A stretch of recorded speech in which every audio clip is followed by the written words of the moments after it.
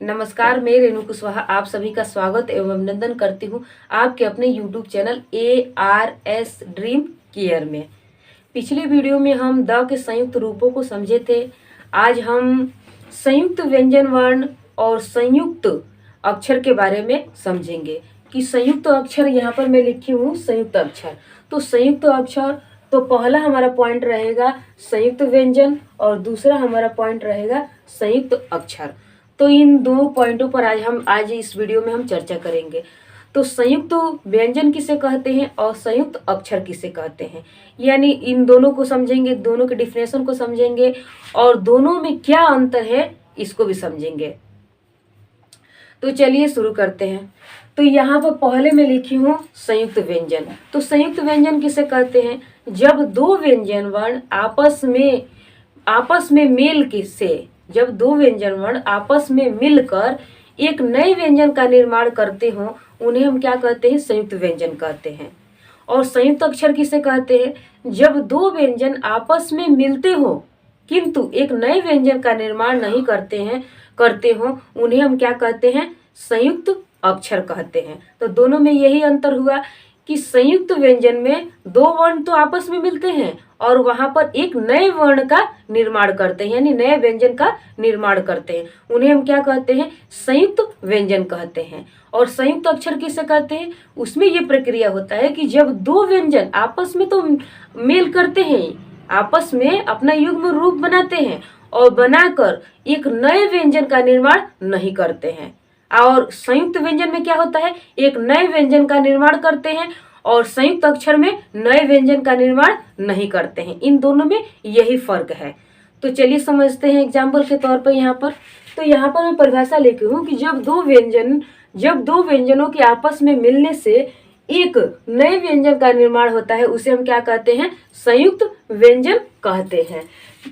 जैसे छ, त्र, ज्ञ, स्र, यानी संयुक्त व्यंजन के वर्ण के अंतर्गत चार व्यंजन आते हैं। कौन कौन से हैं? छ, त्र, ज्ञ और स्र। मैं व्यंजन वर्ण जब पढ़ा रही थी उस समय में मैं बताई थी कि व्यंजन वर्ण की संख्या संयुक्त व्यंजन वर्ण की संख्या चार होती है। कौन कौन सी? छ, त्र, ज्ञ और स्र। तो यहाँ पर हम समझेंगे कि किन किन वर्णों के मेल से यहाँ पर ये जो छ बना है और त्र बना है और ज्ञ बना है और स्र बना है। तो परिभाषा ये कहता है कि दो व्यंजन वर्ण आपस में मिलकर एक नए व्यंजन का निर्माण करते हैं, उन्हें हम क्या कहते हैं? संयुक्त व्यंजन वर्ण कहते हैं। तो यहाँ पर छ है, छ यहाँ पर मैं लिखी हूँ। तो इसमें जो छ नया व्यंजन बना है तो कौन कौन से वर्ण आपस में मिले हैं और इस छ का निर्माण किए हैं, तो यहाँ पर देखते हैं।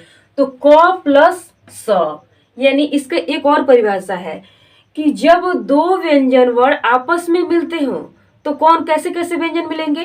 पहला जो व्यंजन होता है व्यंजन आधा और दूसरा जो व्यंजन होता है वो पूरा। पहला आधा और दूसरा पूरा। आधा और पूरा व्यंजन आपस में मिलकर एक नए व्यंजन का निर्माण करते हैं, उन्हें हम क्या कहते हैं? उन्हें हम संयुक्त व्यंजन कहते हैं। तो पहला ये नियम क्या है कि कभी भी संयुक्त व्यंजन वर्ण में जो दो वर्ण मिलेंगे तो पहला जो वर्ण होगा वो आधा होगा और दूसरा जो वर्ण होगा वो पूरा होगा। तो यहाँ पर क जो है ये पहला व्यंजन है, तो पहला जो क है ये क्या है? आधा है और दूसरा जो व्यंजन है वो स है, वो क्या है? यहाँ पर पूरा है। तो पूरा है इसलिए मैं यहाँ पर अ लिखी हूँ, यानी इसमें पूरा है यानी कि अ है। तो यहाँ पर क और यह मूर्धन्य स से मिलकर यहाँ पर छ व्यंजन का निर्माण हुआ है। यहाँ पर त्र है, तो त्र में कौन कौन से व्यंजन वर्ण मिले हैं तो त्र का निर्माण किए हैं? तो यहाँ पर त प्लस र, ये जो त और र दोनों आपस में मिलकर ये यहाँ पर त्र व्यंजन का निर्माण किए हैं। यहाँ पर ज्ञ है, तो ज्ञ में कौन कौन से व्यंजन मिलकर यहाँ पर ज्ञ का निर्माण किए हैं? तो ज प्लस य, ये दोनों व्यंजन मिलकर यहाँ पर ज्ञ व्यंजन का निर्माण किए हैं। ये है स्र। तो स्र में कौन कौन से व्यंजन आपस में मिलकर यहाँ पर निर्माण किए हैं स्र का? तो तलाबी स प्लस र, ये दो व्यंजन आपस में मिलकर यहाँ पर स्र व्यंजन का निर्माण किए हैं। तो यही है, यहाँ पर जब दो व्यंजन, यानी परिभाषा ये कह रहा है कि जब दो व्यंजन आपस में मिलकर एक नए व्यंजन का निर्माण करते हैं, उन्हें हम क्या कहते हैं? संयुक्त व्यंजन कहते हैं। किंतु यही प्रक्रिया यहाँ पर संयुक्त अक्षर में, यही प्रक्रिया जो है वो संयुक्त अक्षर में उसका एकदम ठीक उल्टा होता है। तो यहाँ पर आप सभी समझ गए। तो यहाँ पर मान लीजिए छ है, तो छ से यहाँ पर एक शब्द बनाते हैं, जो छ व्यंजन है इससे एक शब्द बनाते हैं। जैसे मान लीजिए कि इसका प्रयोग होगा, छ जो व्यंजन है इसका प्रयोग क्षमा शब्द में होगा। उसके बाद आता है हमारा त्र। त्र जो व्यंजन है इसका त्रिशूल शब्द में प्रयोग होता है। फिर आता है हमारा कौन सा है? ज्ञ। तो ज्ञ जो व्यंजन है इसका ज्ञानी शब्द में प्रयोग होता है। फिर उसके बाद है श्र। श्र जो व्यंजन है इसका प्रयोग हम श्रीमान या श्रीमती के रूप में करते हैं। हो गया। तो यहाँ पर मैं इन व्यंजनों से शब्द भी लिखकर यहाँ पर समझा चुकी हूँ। अब चलिए दूसरा पॉइंट हमारा है संयुक्त अक्षर। तो संयुक्त अक्षर के बारे में समझ लेते हैं। तो संयुक्त अक्षर का परिभाषा भी यहाँ पर मैं लिखी हूँ। जब दो व्यंजन वर्ण आपस में मिलकर एक नए व्यंजन का निर्माण नहीं करते हो, बस क्या फर्क है, वहां पर आपस में मिलकर एक नए व्यंजन का निर्माण कर रहे हैं और यहाँ पर संयुक्त अक्षर में एक नए व्यंजन का निर्माण नहीं कर रहे हैं। आपस में मिल तो रहे हैं किंतु वहां पर नए व्यंजन का निर्माण नहीं कर रहे हैं, तो उन्हें हम क्या कह रहे हैं? संयुक्त अक्षर। और जब दो वर्ण आपस में मिल रहे हैं और मिलकर एक नए व्यंजन का निर्माण कर रहे हैं, उसे हम क्या कहते हैं? संयुक्त व्यंजन वर्ण कहते हैं।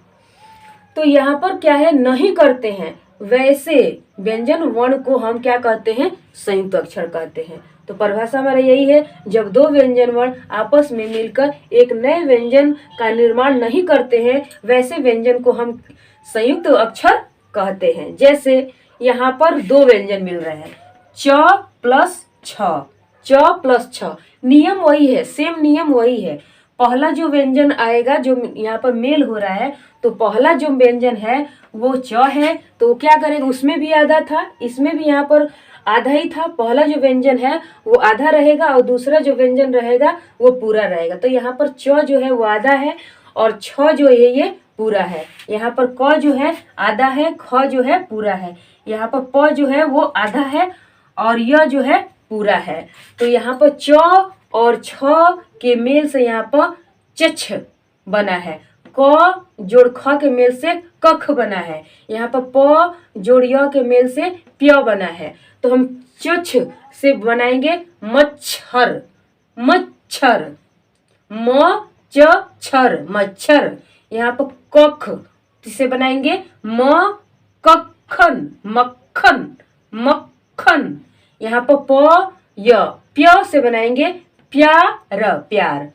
तो यहाँ पर बस सेम वही प्रक्रिया है, दोनों वर्ण आपस में मिलेंगे और मिलकर क्या करेंगे? जब नए वर्ण का निर्माण करेंगे तो संयुक्त व्यंजन कहेंगे। जिसमें नए वर्ण का निर्माण नहीं होगा उसे हम क्या कहेंगे? संयुक्त अक्षर कहेंगे। तो दोनों में क्या अंतर है?